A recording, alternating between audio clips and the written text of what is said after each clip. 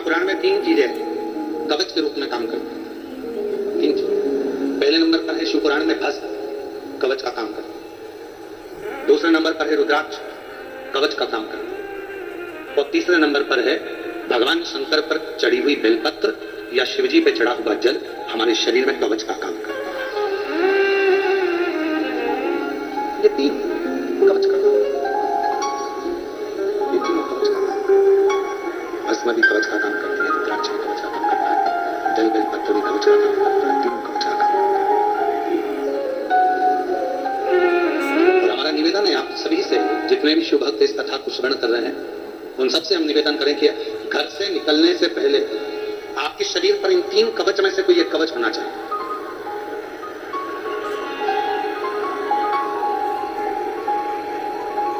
घर से निकलने से पहले अपने शरीर पर ये तीन कवच में से एक कवच धारण होना चाहिए।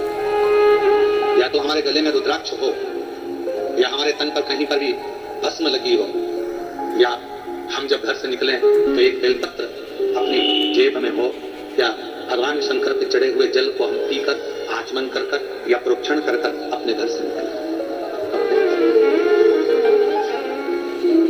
ये तीन कवच, ये तीन कवच। और हमारा विश्वास कहता है आप जितने भी कथा के मंडप में बैठे हुए हो, इतना तो भरोसा है कि आप जितने भी बैठे हो आपके पास में इन तीन कवच में से एक कवच सबके पास है, और वो रुद्राक्ष रूपी कवच आपके पास है। और यदि रुद्राक्ष नहीं पहने हो तो भस्म अपने तन पर धारण करें, और भस्म धारण नहीं कर पाए तो तुमने शंकर जी पे चढ़ाए हुए जल को मस्तक में लगाया,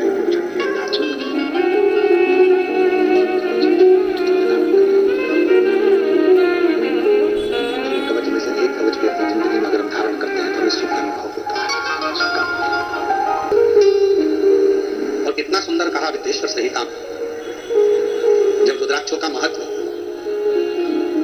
भगवान शंकर स्वयं मां जगत जननी जगदम्बा से करते हैं, पार्वती को करते हैं। और माता पार्वती जी को जब भगवान शंकर अपने रुद्राक्षों की महत्वता बताते हैं तो मां जगत जननी जगदम्बा स्वयं हाथ फैलाकर भगवान शंकर के सामने कहती है कि मुझको भी ये रुद्राक्ष दीजिए, मुझे भी धारण करो, ये रुद्राक्ष मुझे भी दो, मुझे भी धारण करो, मुझे भी।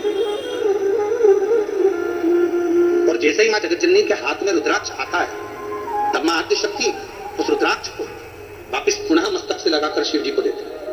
तो भगवान भोलेनाथ जी ने पूछा, पार्वती अभी तो तूने इतनी उत्सुकता से, इतनी प्रबलता से, इतनी प्रखरता से रुद्राक्ष को मांगा, और अभी तूने रुद्राक्ष को मांगा और रुद्राक्ष पुनः मुझे वापस दे दिया। तो पार्वती जी कहती हैं, भगवान देवती जी महादेव से कहती हैं, बाबा मैं स्त्री हूं, मैं नारी हूं, और नारी के जीवन में कई बार अशुद्धता का भाव आ जाता है। अगर मैं इस रुद्राक्ष को धारण करूंगी, मैं इस रुद्राक्ष को अपने साथ में रखूंगी, तो क्या मेरा रुद्राक्ष अशुद्ध नहीं हो जाए?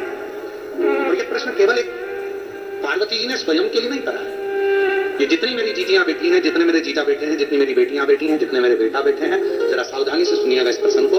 पार्वती जी रुद्राक्ष को हाथ में लेती हैं और पुनः मस्तक से लगाकर वो रुद्राक्ष पार्वती जी शिव जी को वापिस दे देती है। विदेश्वर संहिता शिव महापुराण रुद्राक्ष महत्व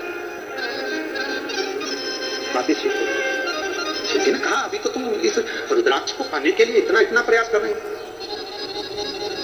इतनी उमंग था तुम्हारे भीतर, इतना उत्साह तुम्हारे भीतर था कि ये रुद्राक्ष मुझे चाहिए, ये रुद्र जीवन के ये तीन कवच जो धारण करता है वो जीवन में सुखी रहता है। तो फिर ये रुद्राक्ष जो आपने मुझे दिया पार्वती जी, फिर सिर से लगाकर मुझे वापस क्यों कर दिया? पार्वती जी कहती है, मैं स्त्री हूं, मैं नारी हूं, और मैं स्त्री, मैं नारी, मैं एक स्त्री, एक महिला, एक नारी स्त्री हूं।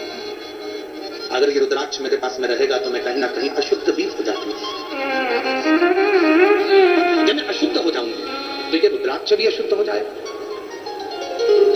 ये रुद्राक्ष भी अशुद्ध हो जाएगा। भगवान भोलेनाथ मुस्कुराए, हंसे, और हंसकर मेरे शंकर भगवान ने बड़ी सुंदर एक बात कही, पार्वती मेरे द्वारा दिए हुए ये तीन कवच ऐसे हैं जो जिंदगी में कभी अशुद्ध नहीं होते हैं, ये हमेशा शुद्ध ही है। ये मेरे द्वारा तीन कवच ऐसे हैं जो कभी अशुद्ध नहीं होते, ये हमेशा शुद्ध ही है। और इसका काम है, अगर कोई अशुद्ध हो भी गया, मान लो किसी ने अशुद्धता धारण भी कर ली, तो भी ये कवच उसे शुद्धता प्रदान करता है, ऊर्जा प्रदान करता है। तुम्हें नारी होकर इस रुद्राक्ष को धारण कर सकती है। और हम आपसे निवेदन करें, माता पार्वती जी का, महागौरी का अगर स्वरूप का दर्शन आप करेंगे मां कात्यायनी के स्वरूप का यदि आप दर्शन करेंगे, मां कुष्मांडा का यदि आप दर्शन करेंगे, मां स्कंदा का यदि आप दर्शन करेंगे, 9 स्वरूपों में कई माता के ऐसे स्वरूप हैं जिन स्वरूपों का यदि आप दर्शन करेंगे तो उन स्वरूप में आप दर्शन करेंगे कि माता के गले में और हाथ में रुद्राक्ष की माला पड़ी हुई है। रुद्राक्ष का क्या मैं नारी होकर इस रुद्राक्ष को धारण कर सकती हूं? हाँ, ये शुद्धता प्रदान करता है, शुद्धता। कई लोग ऐसे